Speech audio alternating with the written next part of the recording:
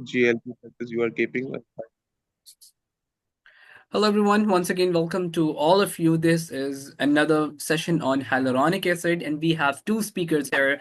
Dr. Rachna from India, one of the uh, famous formulator and the person who helped Deepika Padukone to grow her brand.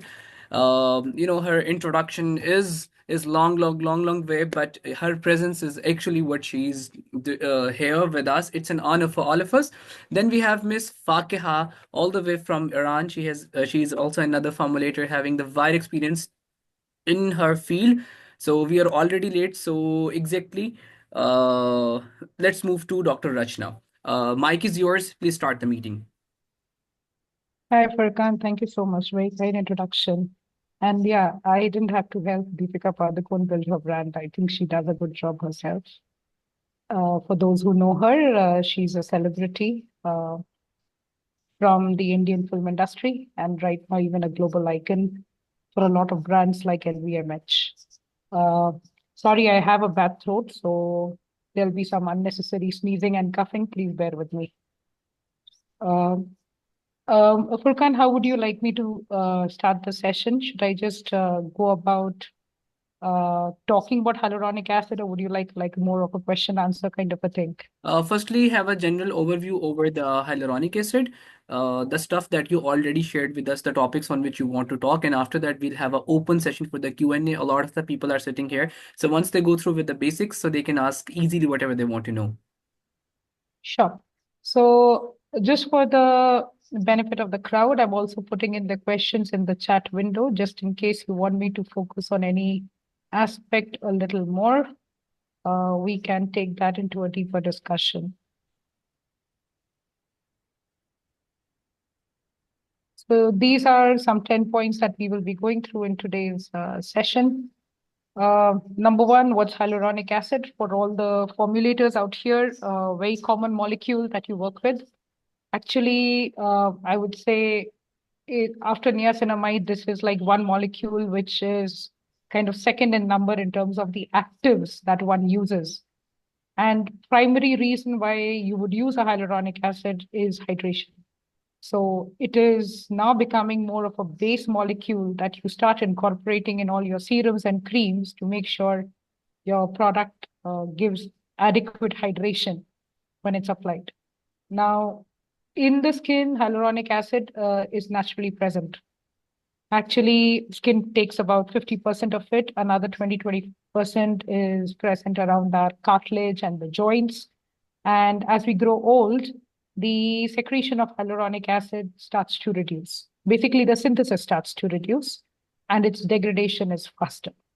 So what studies have shown that, say, up to the age of, say, 20 to 25, your skin can actively synthesize hyaluronic acid. It becomes a part of what we call as our natural moisturizing factor. And this is an element which helps retain water in the skin. So water typically is held in the skin in two ways. There is a free and there is a bound form. The free form is present in the intracellular spaces. The bound form is present as part of the hyaluronic acid, as part of the cellular membranes.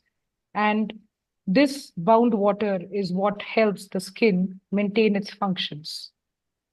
When I say functions, there are a lot of things that happen in the skin. There is a growing phase, there is maturity of the cells, they secrete melanin, they die, they have to get exfoliated. Very simple pathway that happens out there.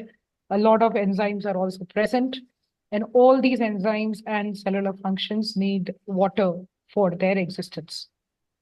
So this water is typically held, say, like a sponge by hyaluronic acid, which is present in the skin, right? And as the water level in the skin reduces, hyaluronic acid can release more free water and make sure these functions are carried on smoothly. So even if you haven't applied like a thick layer of cream and you're still young, your skin can maintain that balance. But as we start to grow old, so interestingly, skin aging starts anywhere between 20 to 25 years, more dependent on how well you've taken care of your skin and whether you have any predisposing problems, Say, for example, you genetically suffer from dry skin, or there are certain skin conditions where, not exactly genetically, I would say, but there are various other factors, say, for example, irritation or sensitive skin, where your skin starts to respond to irritants very fast, it dries out very fast. Common terminology that you will hear is dermatitis, right? Atopic dermatitis, xerosis, eczema, these kind of skin conditions where the skin does not have the tendency to hold water. And when we say that the skin does not have tendency to hold water, this could be a major reason why hyaluronic acid in these kind of individuals who say suffer from a dermatitis or xerosis or eczema, there is a imbalance of hyaluronic acid which is present in skin. So hyaluronic acid, how it works in the skin is you've got synthesis. It exists like a large polymer which is like present in your intercellular spaces like a fluid gel. So like how you would apply a serum on the top, imagine this is a serum secreted within the skin, right? And it's just holding water there. Now, how do you, sorry, how can you take care of your skin hydration? One mechanism is using topical hyaluronic acid. And that is where formulation science comes into play. Typically, you will see molecules, say like a sodium hyaluronate or hyaluronic acid as such. You will also read the terms hydrolyzed hyaluronic acid. These are 2, 3 very common forms that you are going to come across, right? So,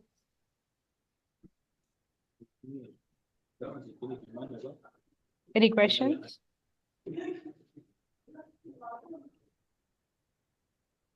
Okay. So, I was talking about hyaluronic acid, sodium hyaluronate, hydrolyzed hyaluronic acid. Now, what we have naturally in the skin is a couple of 100,000 Daltons, anywhere between 1,000 Daltons to 2,000 kilodaltons. Sorry, not Daltons, kilodaltons.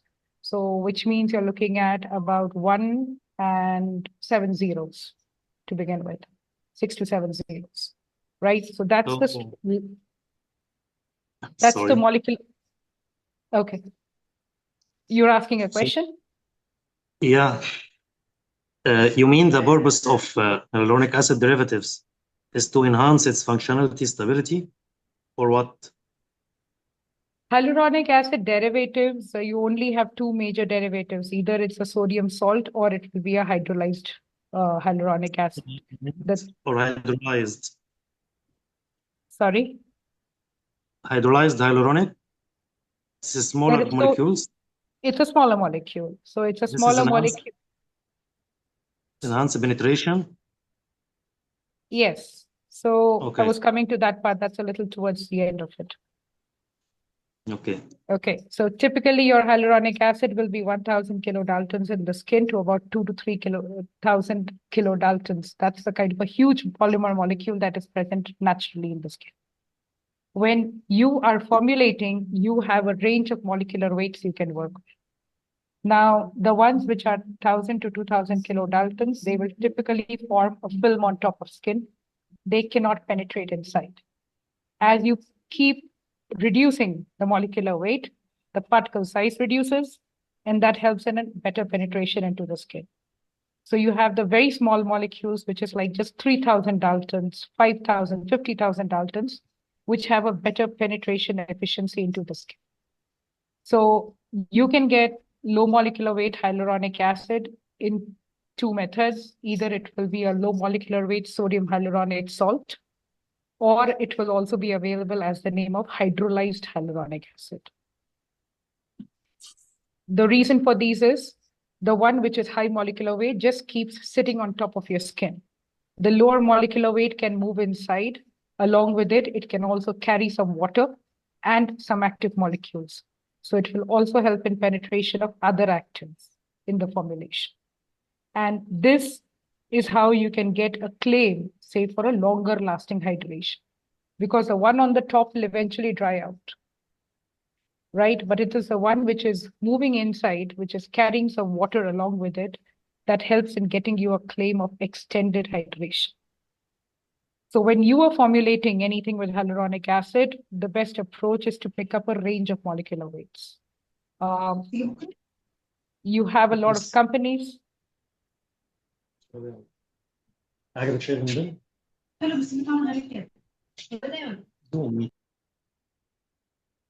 They have a lot of companies which give you a range of hyaluronic acid molecules.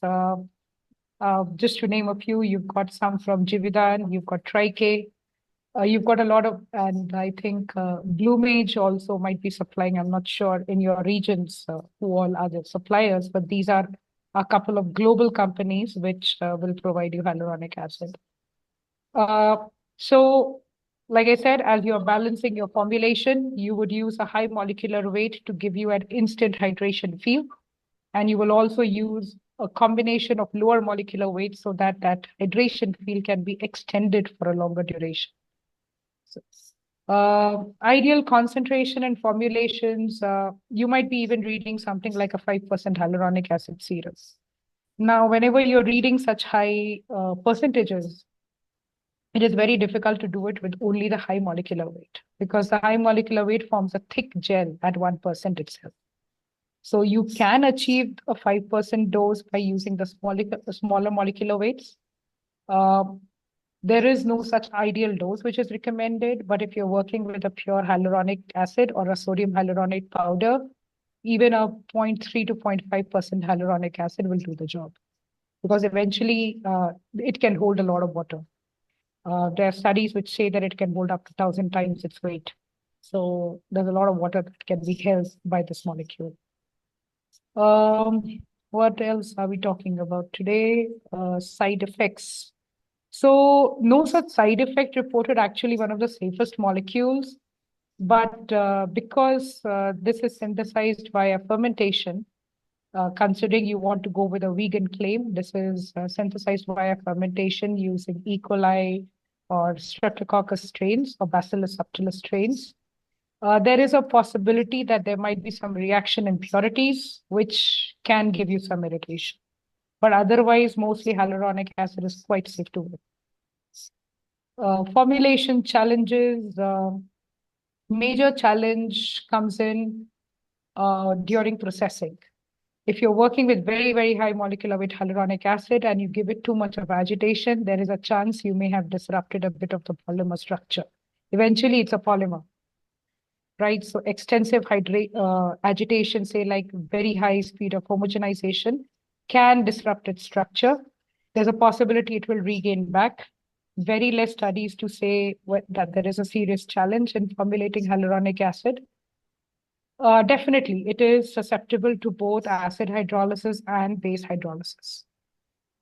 So because of that, if you are formulating it with high dose of AHAs, you might have to really study it well to make sure it is stable throughout the shelf life. Similarly, if you are formulating it above pH 7, say with a bleach, you again have to study that it's stable throughout the shelf life. Ascorbic acid, possibly there are a couple of challenges there also because there is free radical based hydrolysis also that occurs with HA. So if you have a very high content of ascorbic acid, there is a possibility of breakdown of HA structure, very less though. Interaction with other active ingredients, very safe molecule, both in terms of safety profile as well as compatibility. Again, the incompatibility will only be with strong acids and strong bases. Apart from that, usually a very easy molecule to work with. So I think in brief, I've covered it all. If there is any specific question, I can take those. There's some new messages coming in. 5% HA be a real claim because 1% forms a good gel. So 5% HA is actually just a claim with us. How this works is when you also have a 1% HA gel being sold in the market, which you can directly add in your formulation. I personal experience, even a decimal dose of hyaluronic acid does a good job as long as you're using a lot of molecular weights together. So 1% itself will be a very good concentration. Does sodium hyaluronate decrease the pH of production? Yes, it does, because hyaluronic acid on its own is acidic in nature. So sodium hyaluronate may not affect the pH as much as pure hyaluronic acid. HA stability is good with glutathione, I'm assuming, or vitamin C combination. Vitamin C, yes, a couple of messages are there that vitamin C can degrade hyaluronic acid, because typically HA degradation is via free radical oxidation, acid hydrolysis, alkaline hydrolysis, or enzymatic hydrolysis. These are 3 to 4 main methods by which it gets cleaved. So you have to be a bit careful when you're combining with vitamin C. Glutathione, haven't seen any concerns till date. And I haven't seen any studies also in case there is any stability challenge with it. Non-vegetarian. It used to be non-vegetarian, but right now most of the HA is synthesized via fermentation, so it's a vegan product. Is HA more prone to bacterial growth? It's a polymer. So if you've got N-acetyl glucosamine and glucuronic acid, along with certain other residues. So yes, it is prone to bacterial growth. You will have to use a preservative. You have to preserve it like any other polymer gels. What are the ingredients that reduce or cancel the effect of HA? Repeating the same, sensitive to acid hydrolysis, alkaline hydrolysis. So if you were trying to formulate it with, say, a 10% or a 6% glycolic acid, there's a chance you may degrade a little bit of HA.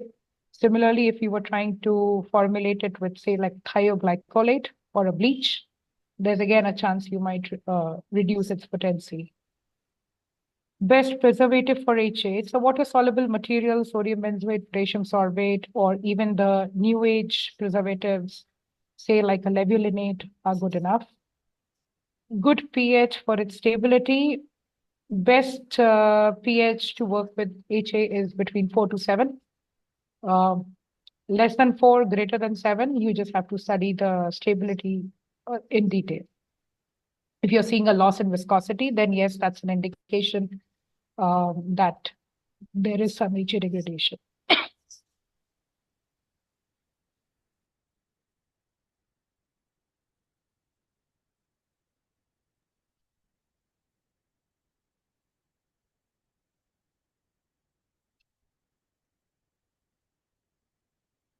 I think, yeah, that's all the questions that are there. Anything else? Fakiha, thank you so much, Dr. Rachna, from your side. Actually, you covered from top to bottom, nothing left behind. So, but still, we have another speaker. Fakiha, please, will encourage you. Okay. Okay, thank you. Actually, I have several questions as well before starting. I can talk, but she talked, I think most of the topics she talked and she covered, but for the question that you thought it's better to speak, what type of skincare products can hyaluronic acid be incorporated into? For the hyaluronic acid, you can use in different product for the skincare, no matter what you are formulating. But as she told, there is some concern about the formulating of hyaluronic acid. One is the pH. For instance, for the exfoliating that is coming in the question, and for formulation that you have alpha hydroxy acid in it or beta hydroxy acid, the pH would be really effective for the final product, and you should concern that these pH should be affected on your product. So you should maintain the pH between 4 and 6.5 or 7, as she told. For the hyaluronic acid, less than this pH would be degraded the hyaluronic acid, and more than this, the hyaluronic acid would be as sodium hyaluronate, not a hyaluronic acid. So we should keep the pH in this level. So in every skincare product you can use, except some that the pH is above or really below, in extreme, not a normal one. It says that how is hyaluronic acid typically used in facial cleanser and face washes? You know that for the products that we use surfactant, especially anionic surfactant, we should consider that some anionic surfactant may affect the hyaluronic acid. But again, the pH is really important, that you should, keep the pH. And apart from that, for those products that has a high percentage of electrolyte, you should keep in mind that electrolyte, the high percentage of iron in your formulation would be affected on the hyaluronic acid. So just keep in mind, like the face wash or the shampoo,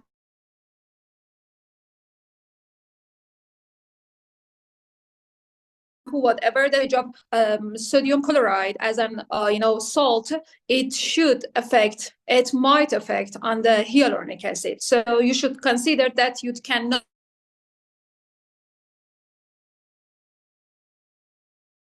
use. It's about the temperature that you are processing. The temperature is really important for hyaluronic acid as well. You should use hyaluronic acid below 50 degrees. Above that would affect the hyaluronic acid as well. And the price, of course, because hyaluronic acid it is not actually, it doesn't have reasonable price. It is high price.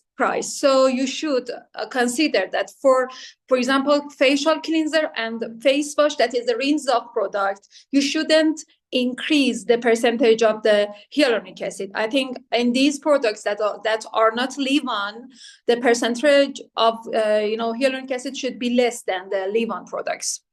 And another question is, what is the ideal pH range for hyaluronic acid in skincare? That she told and I told again, 4.5 till 4 till 6.5 or 7. How does hyaluronic acid enhance the effectiveness of serum compared to other formula? You know that in serum, actually not just hyaluronic acid, we use and we formulate serum as a booster. You can add whatever active is the function of your serum more than cream or some face wash and other skincare formula. For the serum, you can use high percentage of the actives like hyaluronic acid. But that I had this experience myself, that I made a formula for the eye cream with high percentage of the hyaluronic acid, and the result was interesting for me, since the cream got two phase and it got separated, and I was really shocked that really it is because of the hyaluronic acid, and it was. But for the serum, you can use it up, for example, to 2% of hyaluronic acid in your formula. Of course, it depends on the hyaluronic acid that you are going to use. I myself recommend you to use two type of hyaluronic acid with two molecular weight. One is high and another is low. The most effective that you can get, and you should, as I told you, you should consider the final price as well. With these two, you can get a good price as well for the formula. And for the serum, you can use penetration enhancer much better than cream or facial. That other facial product like penetration enhancer, some like pentylene glycol, like something butylene glycol, something that helps hyaluronic acid penetrates to skin much better. As you know, penetration is really important, and we use some actives like hyaluronic acid to get a result. For getting the result in cosmeceutical product, we should use a way to, get a best penetration for the products. We have different way. One is using some penetration enhancer, as I told you, like pentylene glycol. Another way is nanocapsulation, like you make a nano product that makes the particle size of your products less and less to get, penetrate much better. And the third is making a liposome. That, as you know, making a liposome makes the penetration much better. You can use a different way to make your product work well and you have a better efficacy. Another question is, how does hyaluronic acid enhance the effective? As I told you, what role does hyaluronic acid play in micellar water formulation? For the micellar water, since as somehow cleansing product, because after you use face wash, you use micellar to, omit whatever is on your skin. Hyaluronic acid makes the skin much softer and hydrated. Maybe some, some solubilizer in your micellar water formulation, or some non-unique surfactant in your micellar water formulation based on your formula makes your skin dry and dehydrated. So using hyaluronic acid makes your skin fresh and much better and hydrated. And I myself recommend using some low molecular weight of these products in your, for example, micellar water. Another question, can hyaluronic acid be included in exfoliating products? If yes, how does it balance exfoliation and hydration? As we told, several times, for the exfoliation, we have, as you know, we have two types of exfoliation. One is physical, another is chemical. For the chemical one that we use, actually alpha hydroxy acid and beta hydroxy acid, the way that exfoliating product can work is the pH. And as you know, for example, glycolic acid or lactic acid we use in the formulation. And for these type of material, the pH would be, I don't know, as we told, in the last session, for the salicylic acid, it is between, less than 3.8. So for these pH, no, you cannot use hyaluronic acid. If you use it, you cannot get the good result, because hyaluronic acid at this pH would be degraded. So I recommend, if you are using in the exfoliating products, it's better to use it, for example, glycolic acid. It's like, for example, the percentage of glycolic acid is not that much. It shouldn't be that much high, like 5%. And you use, for example, 3 to 5% of hyaluronic acid in it, and the pH should be, at the top 4, not less than 4. That you should consider the pH. And another question, I just covered the question that you sent me before, then I would go through the new question. Okay. What are the challenges of formulating hyaluronic acid into toner or spray? Hyaluronic acid is a friendly molecule for us. That we are, formulator. We like it because it doesn't have any problem in the formulation. But in some cases, for instance, when you want to dissolve the hyaluronic acid, especially high molecular weight of hyaluronic acid, the problem is that it would be clump.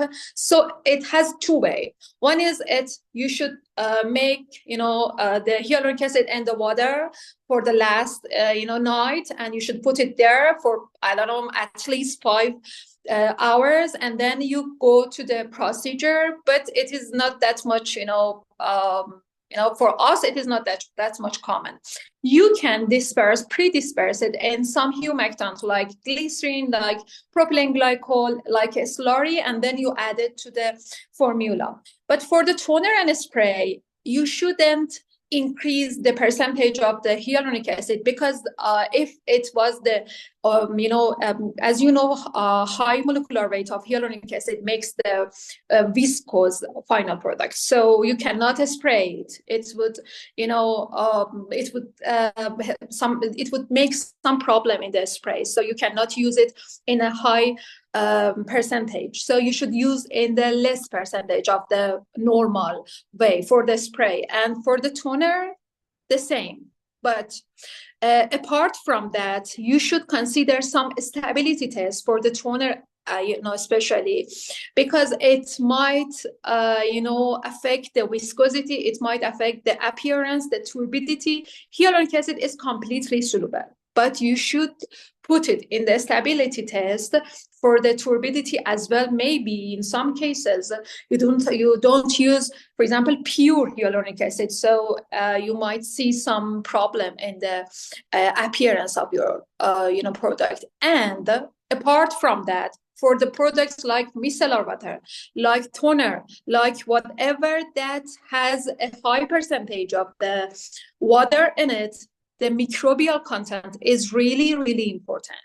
You should use some broad spectrum preservative in it, like that the trade name is Oxyl PE 9010, that's, for example, from Ashland company, or other, like, for example, sodium benzoate plus potassium sorbate. It should be a broad spectrum preservative because the percentage of the water is a lot in toner or micellar water, and you should consider that hyaluronic acid is one of the molecules that would contaminate the product. So you should consider this as well. And the pH, as I told you before. Another question: how do you ensure stability and efficacy when formulating hyaluronic acid-based products? For the stability, as I told you, there is some standard ways to do the stability test that you are doing, like pH, like microbial content, like viscosity, like appearance.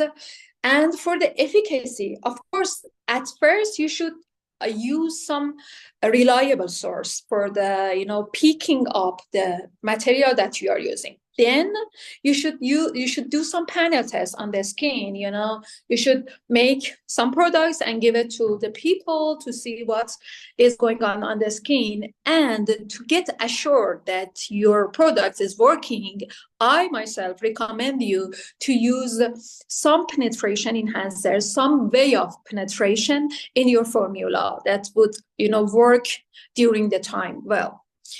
And are there specific emulsifier or thickeners that work best with hyaluronic acid formulation?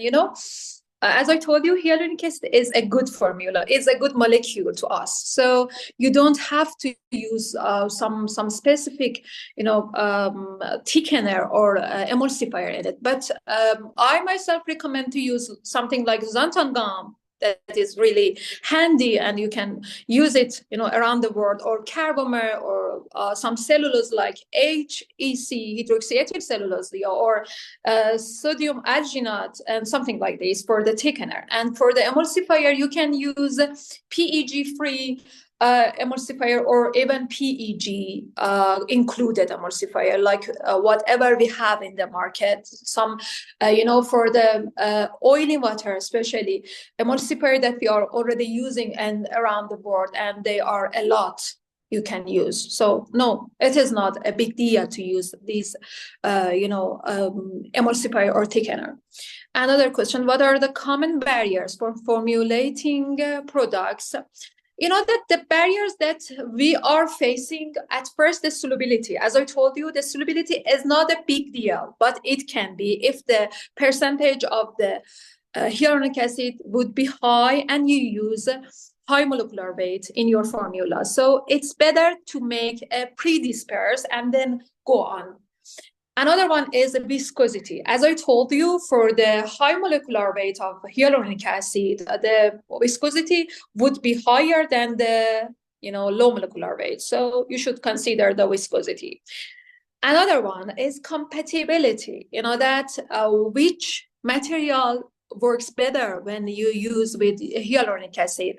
For instance, you can use something like niacinamide that works best with hyaluronic acid, and we have different type of products in the market that you can see that they use hyaluronic acid plus niacinamide, or something like, for example, some other humectant like dexpanthenol, like sodium pisane, whatever that helps for the moisturizing effect. Even I recommend you to use hyaluronic acid. That is a type of polysaccharide with another polysaccharide and peptide that is trendy these days.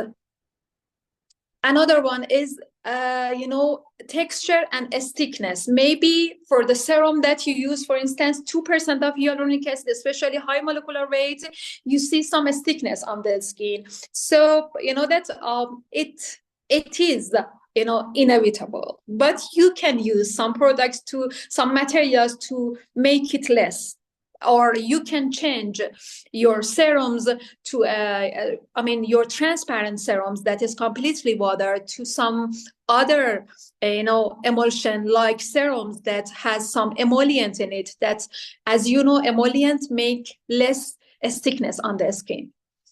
Another one that I have prepared, yes, a stability concern that I told you about the stability, that you should consider something about the especially appearance and the cost. That is really barrier for those who wants to have economical products in the market. You should use 2 type of hyaluronic acid at the same time, high molecular weight plus low molecular weight. And that's it. I can go for the actually the question here. Just wait a bit. The B3, you mean niacinamide, can be used at 3 or 4 pH. Yes, you can use at 4 pH for the niacinamide, no problem. Can let me just say something. For the raw material that you are using in the formulation, you cannot give a rule for it. You cannot give a rule for all formulation that you are going to prepare. It's better to have all the ingredients together and then decide, okay, what would be the pH, what would be the other material, what would be the thickener, what would be the emulsifier, just by picking up one product, one material, and deciding, okay, what is the final pH or what is the final texture. We cannot go in the good way. Can you give a typical formula for cream with hyaluronic acid? Yes, sure. I will share with you. There are lots of formulation with hyaluronic acid. You can have oily water, moisturizing cream that is really easy, and you added hyaluronic acid to it based on the actually marketing that you are going to have. Xanthan give the tailing effect any solution? No. We have different type of xanthan gum that has different size of, we say mesh, that we have different particle size. I recommend you to use, for example, if you want to have a serum that is completely transparent, you can use xanthan gum from BASF or different company. We have lots of xanthan gum around the world that you can use, and that they are completely transparent. I want to formulate 2% salicylic acid facial serum. Can I use hyaluronic acid for the viscosity? No, I don't recommend you at all. That for getting the viscosity, it's better to go for, as I told you in the last session, it's better to go to, for example, cellulose or xanthan gum, not hyaluronic acid. Hyaluronic acid is active. You can use in the formulation and you can get a viscosity, but the main function of hyaluronic acid is moisturizing active, and it is not a viscous modifier for it, that. And that's all, I think. Any other question? Yeah, please. That was wholesome, actually. Do we have any other question? Please do let us know. Our guest speakers are here. They are here to, you know, put light on your problems. So we have both of the speakers here, Dr. Rachna and Fakeha. Anyone? What's her name? Faek. It's somehow difficult to pronounce, but it's Faik. yeah. Difficult. Yeah. Where are you from? Iran, Tehran. Okay. Thank you for your information. My pleasure. Isam has a question. He's asking, give us some cream formula with hyaluronic acid. Give us, yeah, sure. I can give you a formulation, no problem. Yes, FIG. FIG means successful. You know that Oh, I try mashallah. to be, yeah. That's mashallah. Thank you. Do we have any questions from What is Dr. sodium preservative? After this webinar, I will share the formula with you definitely, no problem. Is any person having any questions from Dr. Rachna? She's also here. So please do let us know.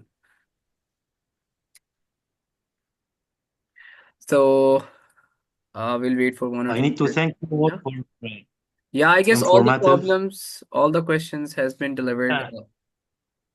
I just need to know what is the best preservatives compatible with hyaluronic acid. You know, as I told you, you should use some broad spectrum. I mean, the preservative that cover all the, microbial contamination. We have different type, like Microcare SB from Tor company. That is a combination of potassium sorbate and sodium benzoate. It would help, and it is somehow natural, identical. Or you can use, as I told you, the Oxyl 9010, that is a combination of two molecule that you can use it, and it's really effective and it's really good. No problem for the formulation. Thank you. You're welcome.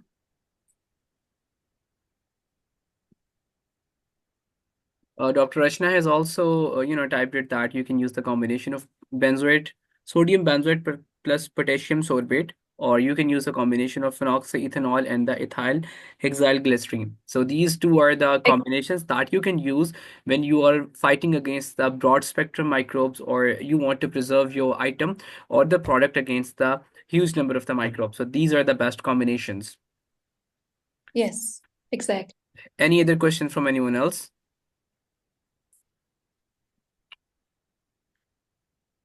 So I guess all the questions has been answered. So the recording would be available of the whole meeting, and transcription would also be available. We got the question. Hyaluronic acid has effect negative if the concentration has higher. He's asking that if we have the higher concentration of hyaluronic acid, could it cause any negative effect? That for the formulation, yes. As I told you, I had this experience for the cream, that it was eye cream. I used 4% of hyaluronic acid and it got separated. That for myself it happened.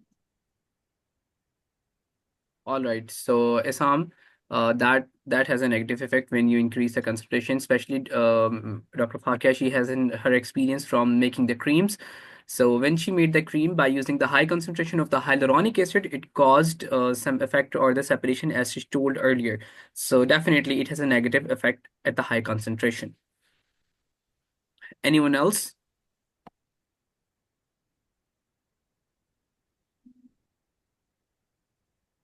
So I guess no one is having any further question. I really thank to both of you, especially Dr. Rachna. She spared her time. She was sick. We have the good wishes for you. May you get recovered as early as possible. Inshallah ta'ala, you will be fine.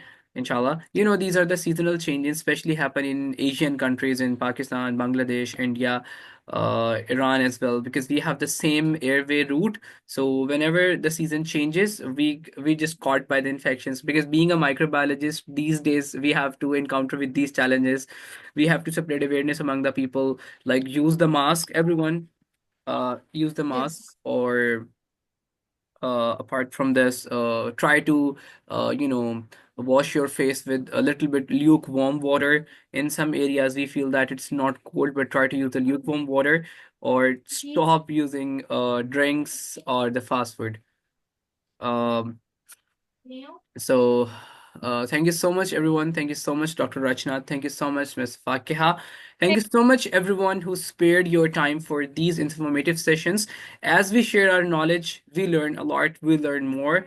And this is the basic principle of learning, and the basic principle when we learn something that we need to share with others as well, because this is the way we can increase our knowledge, understanding, and get the clarification about the points where we stuck. So science is basically a discussion among the people of the different minds to make something different and make something that will bring change. So just have a thumbs up. Let's take a quick picture. Thank you. Thank you. I have taken Thank a you. picture. Thank you so much. I'm ending the Thank- meeting. Yeah, I'm ending the meeting. You can ask your further questions in the group or in the LinkedIn. Meeting links, PPTs, all the summary or the meeting cards would be shared among the groups. Thank you so much. Allah Hafiz. Take care. Thank you. Bye bye. Thank you Bye so bye. much. Bye. Bye. Nice to meet you all. Nice to meet you all. Have a nice day. Bye bye. Have a nice Same day. here.